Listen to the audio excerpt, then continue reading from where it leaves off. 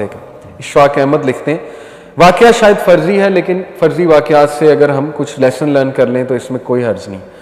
वाकया ऐसे है कि एक बादशाह की सल्तनत थी, उस सल्तनत में एक शख्स था, उसके पास एक इंतहाई नायाब घोड़ा था। इतना नायाब कि बादशाह उसका शदाई हो गया, और बादशाह बहुत ज़्यादा शदाई था घोड़ों का।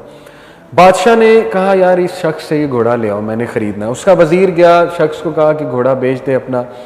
उसने कहा कुछ और मांग लो, लेकिन घोड़ा ये कि बचपन से मेरी इसके साथ एफिलिएशन है, जज्बात हैं, बेटों की तरह पाला है। उसने कहा घोड़ा मैं नहीं दे सकता, घोड़ा मुझे भी बहुत पसंद है। बड़ा हैरान हुआ वज़ीर, वापस चला गया। बादशाह को ये बात बर्दाश्त ना हुई, उसको गुस्सा आया। उसने कहा अच्छा, उसने कहा मैं चलता हूँ। बादशाह खुद आ गया। बादशाह ने कहा कि मुँह मांगी रकम तुझे दूंगा, जो तू कहता है तुझे दूंगा। उसने कहा बादशाह सलामत आप जान मांग लें, लेकिन ये कि ये नहीं मैं दे सकता, मेरी वैल्यूज़ के ख़िलाफ़ है ये बात कि मैं अपना पाला हुआ घोड़ा जो है वो इस तरह बेच दूँ। मुझे है ही नहीं, ज़रूरत ही नहीं माल की, अल्लाह ने दिया अल्हम्दुलिल्लाह। अब लोग जमा हो गए, ये देख रहे थे सारा माजरा। लोग आपको पता है जीना हराम करते हैं। बादशाह ने कहा अच्छा चल तुझे मैं आधी सल्तनत दे दूंगा, बादशाह ने टेस्ट करने के लिए। उसने मुस्करा कर कहा कि नहीं। अब बादशाह ने कहा तू पछताएगा। बादशाह चला गया। लोग आ गए, लोग ने कहा कि यार तू इतना बदबख्त है, देख तू इतनी बड़ी ऑफर हो रही, क्या ये घोड़ा, एक घोड़े के पीछे तूने बादशाह की ये ऑफर रिजेक्ट कर दी। वो मुस्कराया, उसने कहा मुझे पता है मैंने क्या किया, मेरी वैल्यूज़ के खिलाफ है, मैं ये बर्दाश्त नहीं करता मैं अपनी कोई पाली हुई चीज़ किसी को ऐसे ही पैसे में दे दूँ। लोगों ने कहा तू पछताएगा। उसने कहा अल्लाह मालिक। अब हुआ ये वाक़या आगे जाता है कि वो घोड़ा भाग गया अस्तबल से तकरीबन चंद दिन बाद। अब आप देखें लोगों ने किस तरह मेंटल टॉर्चर दिया होगा। लोगों ने कहा कि होन आराम है, अगर इस घोड़े को बेच देता तो आज तेरे पास पैसे भी होते, आधी सल्तनत का बादशाह भी होता, क्या मिला, भाग गया। एक जानवर जिससे तूने वफा की, देख जानवर ने तेरे से वफा नहीं की, चला गया। वो मुस्कुराया, उसने कहा बस यही था किस्मत में, कोई बात नहीं, मेरा उसका साथ इस तरह लिखा हुआ था, अल्लाह ताला ने जो देना है देना, हो सकता है अल्लाह मुझे इसके बदले बहुत कुछ दे दे। अब हुआ ये मजे की बात, लिखने वाले लिखते हैं कि वो घोड़ा अपने पीछे 12 घोड़े ले आया जंगल से। वो घोड़ा ऐसा था, घोड़ों का सरदार था। अब जब वो 12 घोड़े उसके पीछे आ गए तो लोग फिर जमा हो गए। अब लोगों ने रवैया चेंज कर लिया। बताने का मकसद पता है क्या राइटर का, कि लोग चेंज होते हैं वाकयात के मुताबिक, हालात के मुताबिक। एक वाक्य को पकड़ के ना पूरी लाइफ को पेंट कर देते हैं। अब लोगों ने कहा अच्छा तू तो बड़ा अक्लमंद है, तूने तो इसको ट्रेन किया हुआ था, हमें तो पता ही नहीं, असल में तू 12 घोड़े और लाना चाहता था ताकि एक की बजाय 13 घोड़े बेचे और तुझे ज्यादा माल मिले। तो वो हंसा, कहता नहीं नहीं तुम लोग बेवकूफ़ हो, ऐसी कोई बात नहीं, बस अल्लाह ने देना था, अल्लाह ने मुझे इसके बदले दिया और मेरा अल्लाह पे बिलीफ है, जो होता है बेहतरी के लिए होता है। वो अभी तक राइट इंटरप्रिटेशंस कर रहा है, ठीक है। उसके बाद ये हुआ कि उसके घोड़े पे उसका बेटा बैठा था, इकलौता बेटा, घोड़े ने उसे गिराया, उसके बेटे की टांग टूट गई। अब वो फिर आगे, लोग देखा मनूस घोड़ा है, तेरा इकलौता बेटा, तेरा कौन सहारा बनेगा।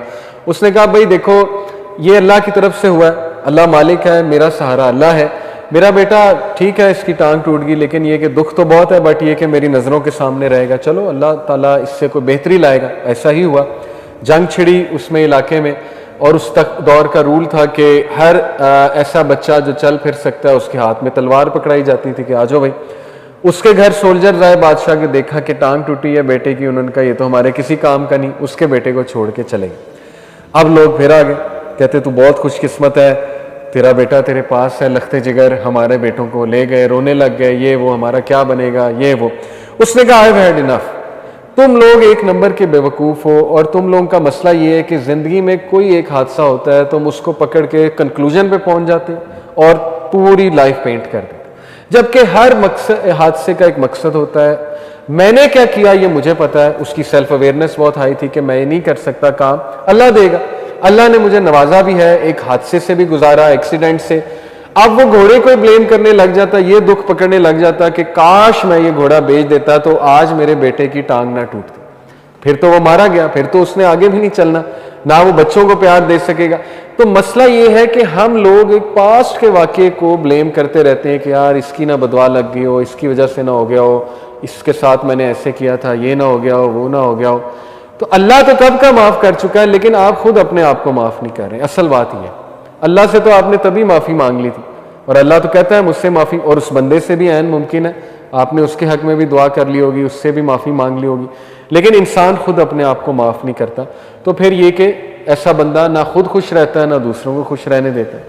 इसलिए राइट इंटरप्रिटेशंस, देखिए मैं आपको हमारी मिसाल देता हूँ। अभी रिसेंटली आपको पता है कि यूथ क्लब के ख़िलाफ़ एक वेव चली, बहुत से लोगों ने क्लिप्स बनाए, बातें की, हमें बहुत दुख हुआ।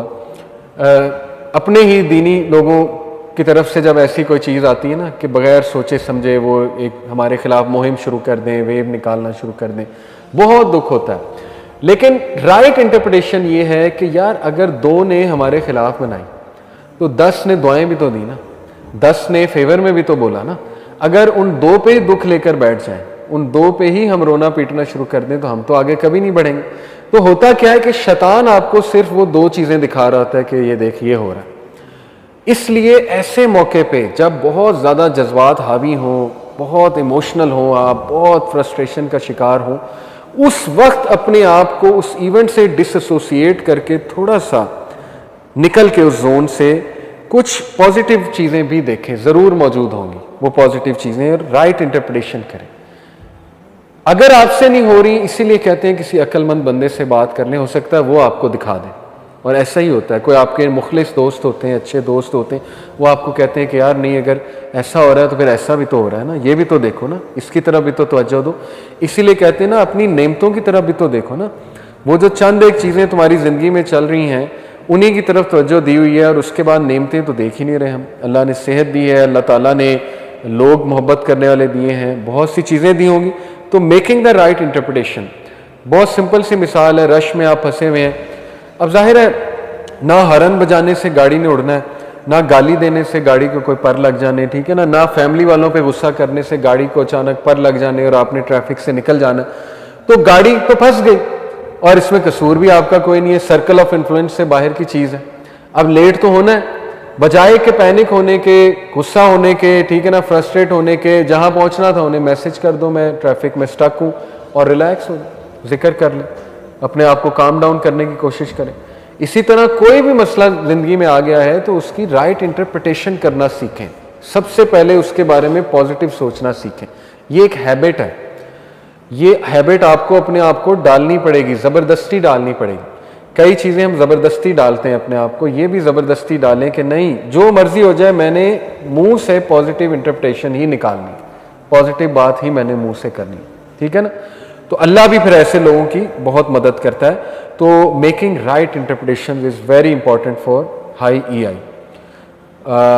और भी बहुत सी मिसालें मैं आपको राइट इंटरप्रिटेशन की दे सकता हूँ, जैसे